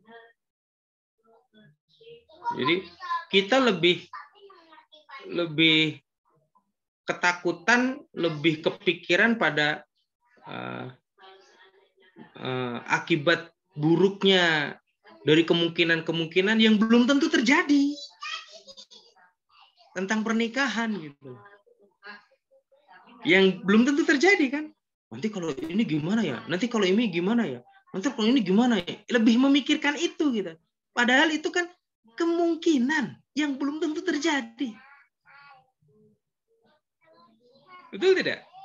Kemungkinan yang belum terjadi. Lebih kita takutkan dibanding sesuatu hal yang udah di hadapan kita nih. Ada orang datang mau ngelamar, ini kan di hadapan kita nih. Kita malah takut tentang kemungkinan-kemungkinan yang nanti terjadi gitu. Iya nggak? Gitu tuh. Ya akhirnya karena kita lebih memilih pada ketakutan, ya kita nggak jadi. Ya kan? Tapi kan kita kadang suka ragu, Ustaz. Orang datang ke rumah Anda itu dia udah yakin. Paham ya? Pilihan kita cuma nerima apa tidak. Ingat ya, orang datang melamar. Serius. Itu berarti dia udah yakin sama pilihannya. Ada orang yang sudah yakin pilihannya ke kita, terus kita jadi ragu. How come? Iya nggak? Apalagi dia datang sama orang tua. Iya. Habis itu kita ragu gitu. Hanya karena satu bisikan ketakutan, hanya karena ini, gimana? Akhirnya nanti mereka-mereka yang sudah menjalankan resepsi dan pernikahan, kalimat awalnya apa? Untung ya saat itu akhirnya saya tegaskan. Iya, nah belajarnya dari justru di situ. Ya enggak? Kita itu jangan hanya semangat siap menikah saat datang ke resepsi. Begitu pulang di rumah ragu lagi. Gimana? Jelas-jelas di hadapan kita, sahabat kita berani memutuskan untuk menikah. Berarti dia menghapuskan keraguan. Kalau jodoh itu disebutkan di dalam Al-Quran dan Al-Quran itu tidak ada keraguan, jangan-jangan ketika kita lebih takut dengan keraguan, kita nggak percaya sama Al-Quran. Hati-hati. Makanya saya lebih banyak ke sudut pandang. Ya, lebih banyak ke sudut pandang. Ya, karena kalau dibikin horor bisa, dibikin horor lebih horor lagi banyak lah. Ya, filmnya Deddy Mizwar sama Andre Taulani itu udah cukup membuat kita horor. Kiamat sudah dekat tuh. Coba, ya kan? Jangan sampai kita setengah agama aja nggak punya karena nggak nikah, maka harus memiliki tekad yang kuat. Bahwa kemudian proses-prosesnya berjalan sebagaimana sunatullahnya ya biasa aja. Ya, buat yang laki-laki juga seperti itu. Kalau Anda sebagai laki-laki sudah ketemu dengan seseorang yang menurut Anda sudah cocok gitu, ya perjuangkan dong. Gitu. Ya. Perjuangkan sampai dapat. Dengan cara-cara yang benar. Nah, nanti kita akan bahas hal-hal terkait itu di grup-grup WhatsApp ya. Karena ini materi pembuka saja. Memperbaiki diri, jangan putus berdoa, kriteria yang syar'i, meminta bantuan orang lain, dan memperluas pergaulan. Nanti ada trik-trik khusus lah buat yang pengen cepet gitu ya. Kayak nyogok ke Allah kan. Ya, nyogoknya dikit ya lama lah. Tapi kalau nyogoknya gede juga kan, duar gitu. Geser motor misalnya. Geser tabungan, dapatnya juga keren gitu. Nah, itulah yang kemudian harus dikuatkan di kita ya. Baik, dari saya pembuka ini saja, nanti kita akan lanjut pada sesi-sesi berikutnya ya. Kalau ada yang mau tanya silahkan. Assalamualaikum warahmatullahi wabarakatuh. Waalaikumsalam warahmatullahi wabarakatuh. Jazakallah khair Ustadz Hendy atas pemaparannya. Masya Allah. Ini materi pembuka aja udah luar biasa ya teman-teman. Ya, gimana nanti pamungkasnya nih. Nah mungkin langsung ini ada pertanyaan masuk Ustadz. Wah langsung 2 pertanyaan. Iya, izin saya bacakan. Itu yang pertama. Bagaimana jika terdapat orang tua yang justru bangga jika anaknya pacaran? Nah, hal ini terjadi pada orang tua sahabat saya yang justru menanyakan mengenai pacar. Lalu gimana saya bersikap sebagai sahabatnya dan seorang muslim? Saya gimana cara untuk meyakinkan mengenai metode ta'aruf dan ikhtar gitu? Karena terdapat orang tua yang meragukan metode ta'aruf dalam ikhtiar jemput jodoh. Itu pertanyaannya. Siap, bagus banget pertanyaannya. Bagaimana jika terdapat orang tua yang justru bangga jika anaknya pacaran? Hal ini terjadi pada orang tua sahabat saya. Selama bukan orang tua kita nggak usah dipikirin. Udah kan? Betul tidak? Kalau bukan orang tua kita nggak usah dipikirin. Kecuali itu orang tua kita, baru kita coba melakukan sesuatu. Walaupun orang tua itu bangga anaknya pacaran, tetap saja yang datang ke rumah melamar dengan serius itu lebih diutamakan daripada yang pacaran. Tetap aja. Gitu kan. Gitu aja. Jadi prinsipnya seperti itu. Jadi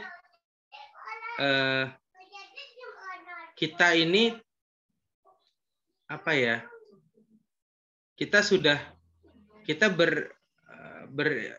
berkeyakinan, berprinsip tidak mau pacaran, tapi orang tua membolehkan pacaran.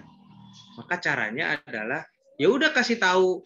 Itu berarti kita mengambil sisi apa? Lakukan dialog dulu dengan calon Anda tanpa pacaran. Lalu suruh dia ngelamar, udah gitu aja. Nanti pasti orang tua kalau dia setuju, ya dia akan langsung memproses itu semua. Ya. Tapi kalau dia tidak setuju, apa nggak kalian pacaran dulu? Ya udah yang laki-lakinya yang bilang, saya ingin cepat segera menikah, Om. Udah gitu aja. Ya.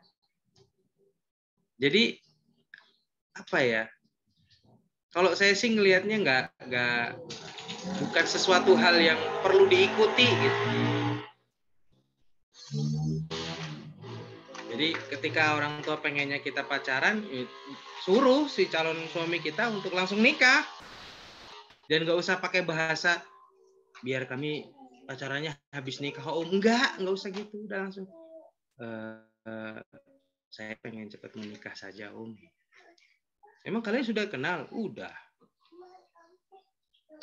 Lewat apa? Ya kita teman sekantor Om. Sudah kenal lama. Gitu aja selesai. Ya. Jadi sebenarnya itu ya. Kita yang harus bisa mengambil pendapat itu. Bagaimana meyakinkan orang tua mengenai metode ta'aruf dalam ikhtiar? Karena orang tua yang meragukan metode ta'aruf, ya yang kita kenalkan bukan definisinya, tapi prakteknya. Ya, yang kita kenalkan bukan definisinya, tapi prakteknya. Itu aja. Meyakinkannya dengan praktek. Nggak usah diceramahi orang tua itu, karena lebih banyak pengalaman hidupnya dibanding kita. Jangan diceramahi orang tua itu. Tapi ditunjukkan pada case. Karena orang tua itu ilmunya kebijaksanaan. Kebijaksanaan itu dari sesuatu yang terjadi. Ambil 3 contoh teman-teman kita yang sukses dengan ta'aruf. Jangan ambil yang tidak sukses. Gitu loh. Ini temanku, dia udah sukses. Ini udah gitu aja. Emang ta'aruf itu gimana sih? Ya ta'aruf itu kenal. Habis itu kalau dari sesuatu yang tidak saling kenal, maka dikenalkan lebih dalam lagi lewat orang lain, misalnya guru di pengajian. Udah. Habis itu saling tukar biodata. Itu udah. Kalau udah merasa yakin dan istikharah masing-masing, maka setelah itu yang laki-laki wajib datang ke rumah untuk melamar. Gitu aja, Mah. Gitu aja, Pak. Udah gitu aja. Simpel aja. Pada akhirnya juga kalau kita menunjukkan di hadapan orang tua bahwa kita sering mengambil keputusan-keputusan tentang kedewasaan kita, ingat ini kalimatnya. Kita sering mengambil keputusan-keputusan atas kedewasaan kita, orang tua itu akan memudahkan. Pada akhirnya orang tua, ya udah terserah kamu. Kenapa orang tua berkata seperti itu? Karena kita sering mengambil keputusan-keputusan tentang kedewasaan kita. Gitu. Kita sudah tahu nih, sejak SMP misalnya, sejak SMA misalnya, bahwa orang tua kita membolehkan untuk berpacaran. Maka kalimat pertama adalah, biarkan orang tua mengenal kita mengambil keputusan terhadap apa? Sekolah kita, pekerjaan kita. Orang tua harus tahu. Kalau kita juga sudah lulus SMA masih apa-apa ke orang tua akan melihat kita belum dewasa dalam mengambil keputusan. Ya enggak? Pak, Ma, aku mau kuliah di sini. Kenapa? Gini. Oh ya udah, itu pilihan kamu. Nah, itu kita udah dapat 1 poin tuh. Gitu. Bagaimana pendapat Ustadz ketika ada orang yang sudah bertunangan tetapi jalan berdua, padahal belum ada ikatan halal, itu tetap aja nggak boleh. Kholwat itu ya. Jadi kalau Islam itu nggak mengenal itu, ya sudah kholwat. Hukumnya itu kholwat. Nggak boleh. Harus sama siapa? Dzu mahromin. Jadi harus bertiga.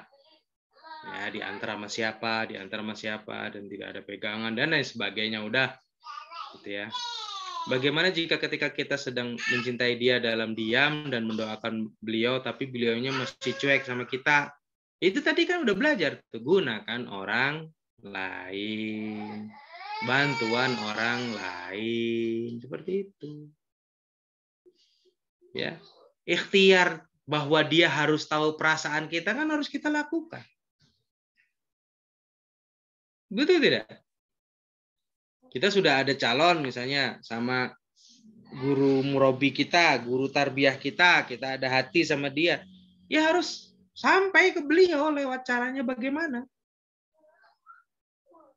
Riyadoh dulu, istikharah dulu, Dan dalam istikharah itu kita berdoanya kenceng, tapi tawakalnya juga nomor 1. Iya tidak?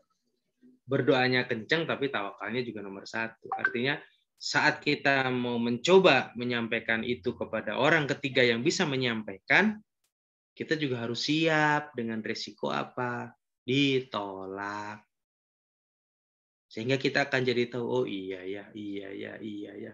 Hingga akhirnya kita mengambil kesimpulan, iyalah, mending kita menyampaikan kepada orang yang kita kenal baik dan dekat. Ya, kalau mencintai dalam diam itu ya susah.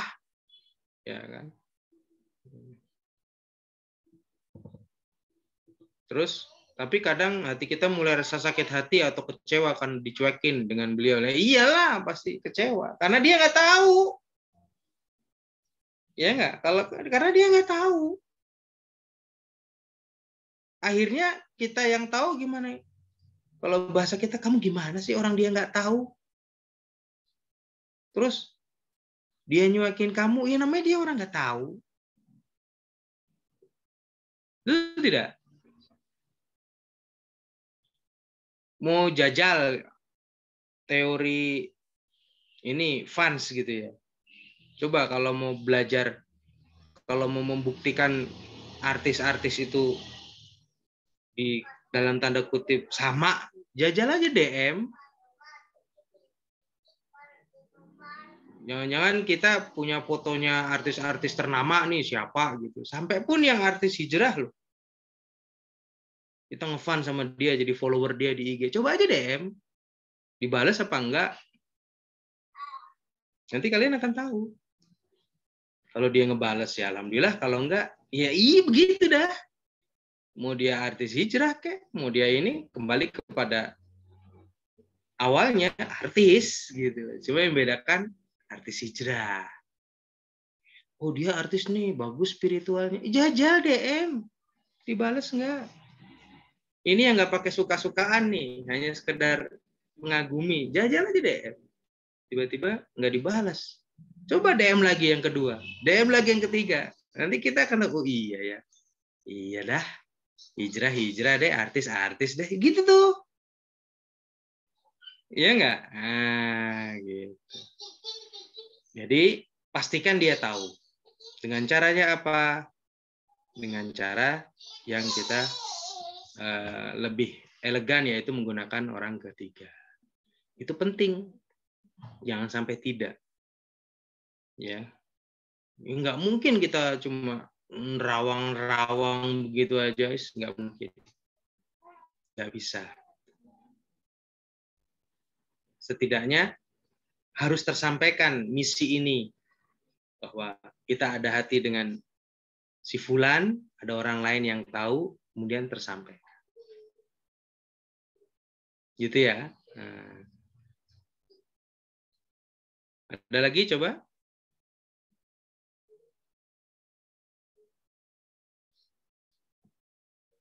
Di kolom pertanyaan sepertinya sudah ya.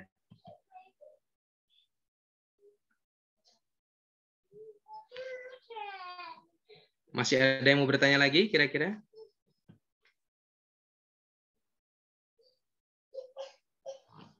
Tadi ada yang nanya apa tadi itu 5. Ustaz, jika seorang punya, bentar.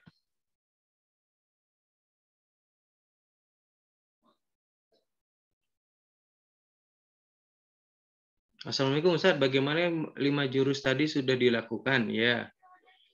Ikhtiar sejauh mana Ustaz sebagai perempuan ya? Di list 5 item itu di list ya. Ya. 5 item itu di list. Lalu ada yang pernah semua sudah dilakukan, lalu kemudian tingkat maksimalisasinya lakukan. Setelah itu ya nanti kita masuk pada yang selanjutnya. Selanjutnya nanti ada matematika jodoh, ada riyadhah baca Quran, ada sholawat, ya kan ada ini. Nah, nanti ada tuh. Itu di grup nanti kan akan masuk. Jadi Di list dulu 5 item itu, jika kita sudah melakukan ikhtiarnya, masuk pada fase selanjutnya. Karena ini dibutuhkan kesinambungan ya. Kesinambungan, kemudian kemantapan hati, dan lain sebagainya. Ustadz, jika seorang punya penyakit yang tidak bisa sembuh, tapi secara fisik sehat, sudah mencoba ikut program ta'aruf, dan setiap awal dialog pasangan selalu mundur, sudah lebih dari 200 orang, bagaimana yang dilakukan Ustadz? Ruqyah. Ruqyah. Ya. Kalau udah seperti itu harus ruqyah. Karena dalam irsyad Islam membolehkan seperti itu. Ya, di ruqyah, kemudian program ta'arufnya yang dilakukan coba lewat ta'aruf yang lain gitu ya. Jadi jangan putus asa gitu dalam berta'aruf gitu. Jadi yang harus dilakukan adalah meruqyah. Sehat ya, secara fisik sehat tapi punya penyakit, ruqyah. Udah itu ilmunya di situ. Karena dari ruqyah itu kemudian ada kebaikannya, dan ruqyahnya ya sesama akhwat ya. Sesama akhwat ya, ruqyah sesama akhwat. Sekarang banyak kok ruqyah bersama para ustadzah. Nah, itu aja. Berangkat dah ke sana. Ya. Nggak usah khawatir. Kalau ruqyah individu, baca surat Al-Baqarah sekali duduk, itu ruqyah individu. Ya. Jadi kalau sekali duduk tuh enaknya habis isya. Ya, habis isya, HP dimatikan, kasih tahu kanan kiri, ngaji deh. Bismillah. Nanti begitu selesai 286, lalu angkat tangan. Ya, jadi ruqyah yang paling gampang, yang tidak perlu bacaan-bacaan khusus ruqyah, kalau mau langsung sendiri, baca Al-Baqarah sekali duduk. Ya, itu bisa 3 jam ya. Nah, udah tuh lakukan. Ya, kita harus spiritnya ke situ. Kalau saya harus sembuh nih, udah 200 orang, nggak ada yang cocok nih, udahlah, saya harus ruqyah nih, udah ruqyah pribadi. Lalu pasrahkan diri. Nah, setelah itu coba lagi, ta'aruf lagi.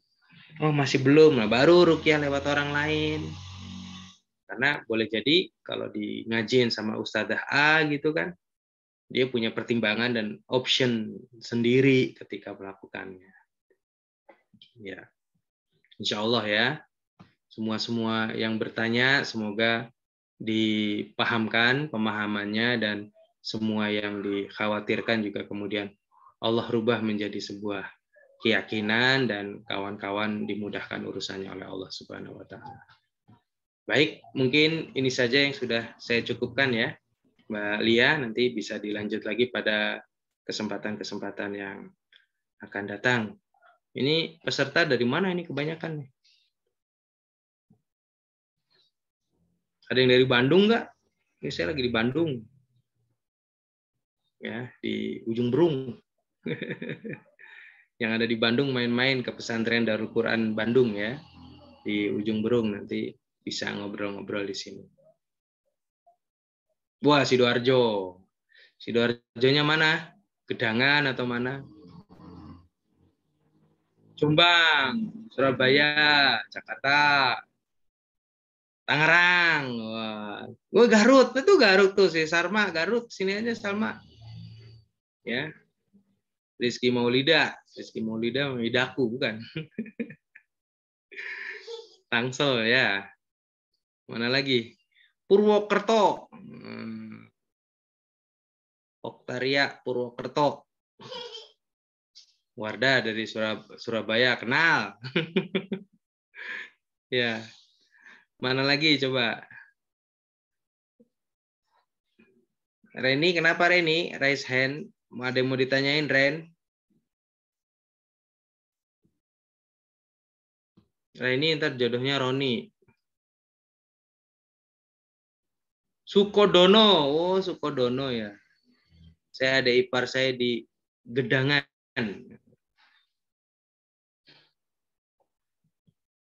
Mana lagi coba? Ada yang dari Sumatera? Mungkin. Semarang. Nah, ini Semarang. Semarang mana? Wih, ada yang dari Taiwan.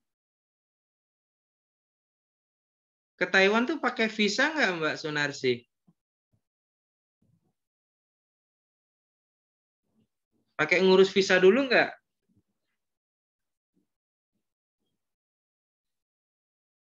Pakai. Oh, iya.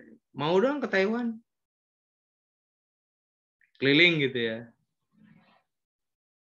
Ada yang dari Saudi Arabia?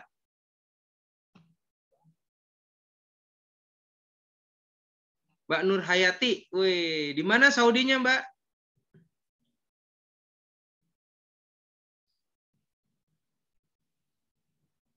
Mbak Nur Hayati, Saudinya di mana nih? Mekah, Madinah, Taif, Jeddah, Riyadh.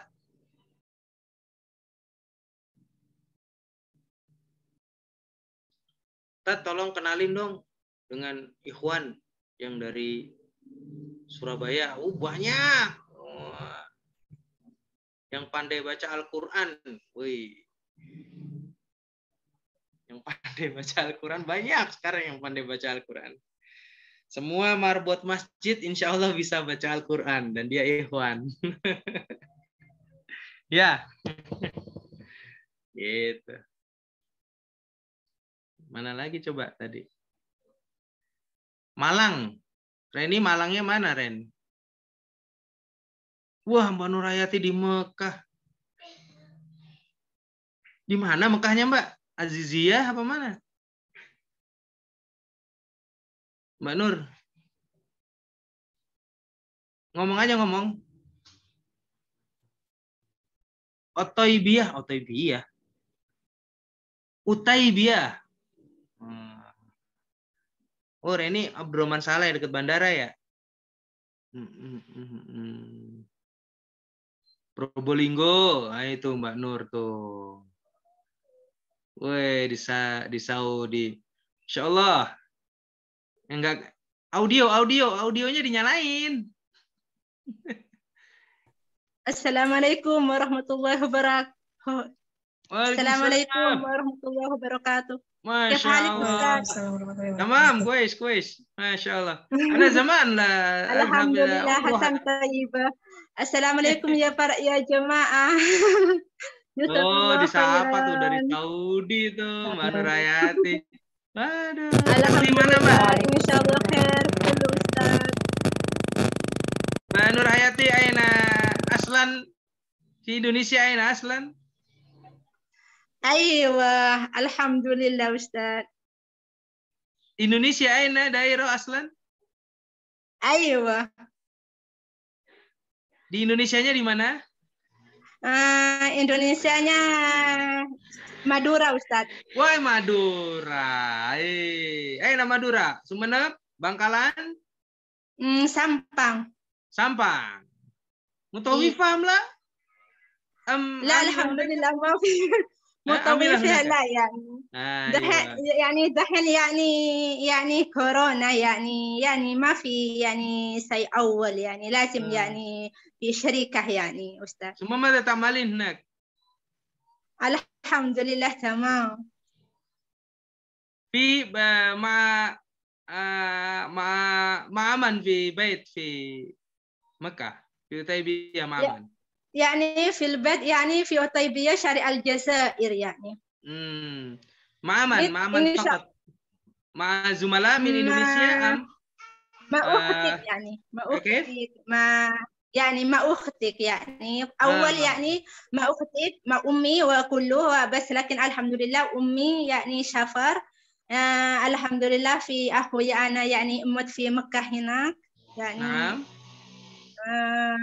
في أموت يعني أخوي أنا يعني أموت يعني saudara saya laki-laki يعني meninggal di sini di Mekah sini dan dikubur di kuburan Syrai yani. Alhamdulillah. Waduh, ini kita seru nih dapat. Insya Allah bisa apa ya Ustaz bisa silaturahmi di Mekah yani insya Allah yani bagi-bagi. Iya, rombongan Daku Travel sudah ada keberangkatan pertama. Tapi tidak terlalu banyak ya. Nanti kalau saya berangkat lagi, bimbing umroh, ntar saya kabarin deh. Gitu ya. Oh, iya Ustaz. Bisa menghubungi saya langsung, Ustaz. Bisa menghubungi saya langsung lewat kan nanti nomor telepon datanya kan ada di teman-teman PPA Jogja nih. Nanti saya kasih tahu, saya mau berangkat umroh nih, nggak tahu kapan kan, karena sekarang kondisi juga sedemikian rupa, yang jadi pembimbing harus vaksin dan lain sebagainya gitu. Itulah. Iya Ustaz. Iya, di sini apalagi di sini Ustaz, di sini harus 3 kali vaksin, harus tawakalna, yakni begitu, harus tawakalna. Udah kalau tiga kali vaksin, yakni bebas mau ke haram, mau kemana gitu, semuanya pakai tawakalna, yakni. Iya tuh, Saudi keren tuh teknologinya. Jadi kalau kita kalau kita ngaku-ngaku udah vaksin 3 kali, diperiksa darahnya, ketahuan tuh darahnya kalau belum vaksin tuh, ya kan? Iya Ustaz. Wah, keren tuh Saudi tuh. Jadi mau nggak mau kita harus vaksin biar darah kita tuh udah ketahuan kalau ada vaksinnya. Baik, Mbak Nurhayati. Iya, di sini tuh. Iya, di sini itu Ustadz penduduknya ya, masyarakat di sini itu ajnabi sama Saudinya sendiri ya, alhamdulillah taat sama Malik, yakni taat sama peraturan Malik. Iya. Suruh vaksin gitu ya enggak? Iya. Cuma kalau di Saudi kan minyak goreng gampang ya. Iya, alhamdulillah di sini itu Ustadz ya, setiap bulan bagi orang yang kurang mampu, yang iya. Artinya gini Mbak Nurhayati. Iya, masyarakatnya taat ya, karena ya pemerintahnya gampangin ngasih minyak goreng. Iya. Jadi kita udah taat masih ngantri aja minyak goreng. Iya. Ya, Mbak Reni di Malang ini enggak apa namanya? Antri enggak tuh minyak goreng? Enggak. Iya kan, di kalau sini di Indonesia ini kita lagi ngantri minyak goreng nih. Yang udah vaksin sama yang belum vaksin semuanya antri minyak goreng.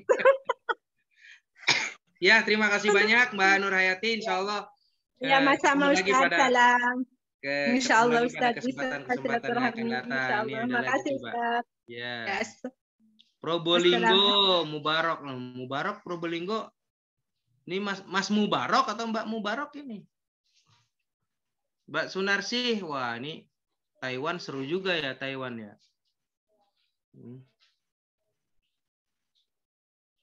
Mbak Sunarsih di Taiwan, oke. Boleh tuh Taiwan saja kali ya, nanti teman-teman PPPA koordinasi dengan Mbak Sunarsih Taiwan, kita zooming sama teman-teman Taiwan tuh. Woi, teman-teman Taiwan tuh kalau udah nanya tuh pertanyaannya horor-horor itu. Woi, mereka di sana perjuangannya antara halal haram, hidup dan mati tuh demi keluarga. Coba kita kadang di sini yang cuma enteng-enteng aja, di sana berbalut luka, berbalut ini. Wah, boleh tuh nanti sama kawan-kawan di Taiwan ya, Mbak Sunarsi ya. Ada yang nanya nih, apa nih?